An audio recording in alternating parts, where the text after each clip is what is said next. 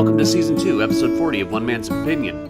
Today I am reviewing Jefferson Mays' one-man performance of Charles Dickens' A Christmas Carol, adapted for the stage by Mays, his wife Susan Lyons, and director Michael Arden, running through January 1st on Broadway at the Nederlander Theater. It's the holiday season, and with said season comes the inevitable holiday productions, notably some production of A Christmas Carol, and alas, I go another season without Hartford Stage's indomitable Michael Wilson production, as they chose again to bypass their annual production earlier this year out of continuing COVID-19 concerns when the season was created. Thankfully, though, producers Hunter Arnold, Kayla Greenspan, and Randy Pitchford decided to invest in bringing this excellent Mays Lyons Arden production to Broadway, and I can get my annual Dickens fix. Mays seems to have comfortably found his niche in playing as many characters as possible on the show, between his I Am My Own Wife, A Gentleman's Guide to Love and Murder, and this production of A Christmas Carol, where he plays over 50 different characters.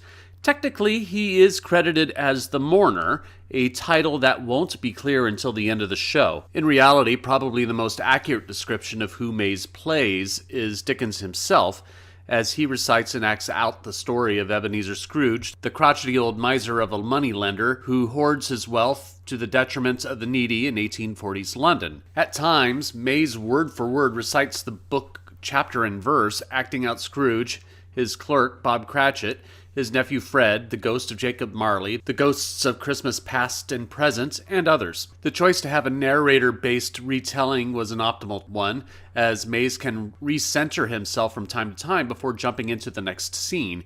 It also means he doesn't have to stay as Scrooge throughout the whole show, for it isn't his best role.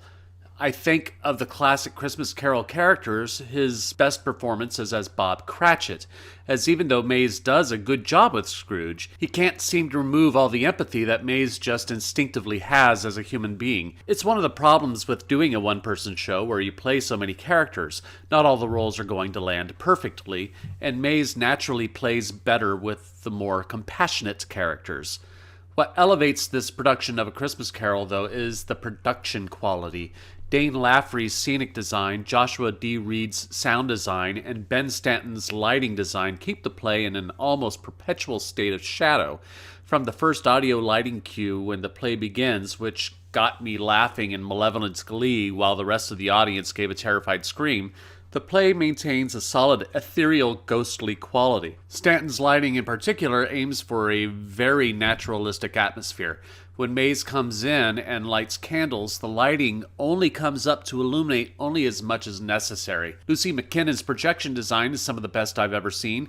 During the scene at Scrooge's front door where Marley first starts to haunt him, there's a brilliant effect that causes the door to ripple, and I watched it for about half a minute to admire the artistry of it.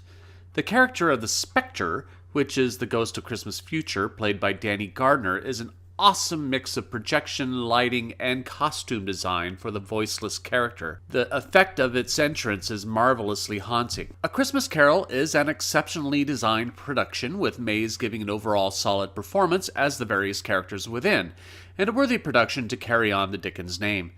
But I am only one man's opinion, so be sure to leave yours in the comments below. If you're interested in tickets for A Christmas Carol, I'll leave a link in the description.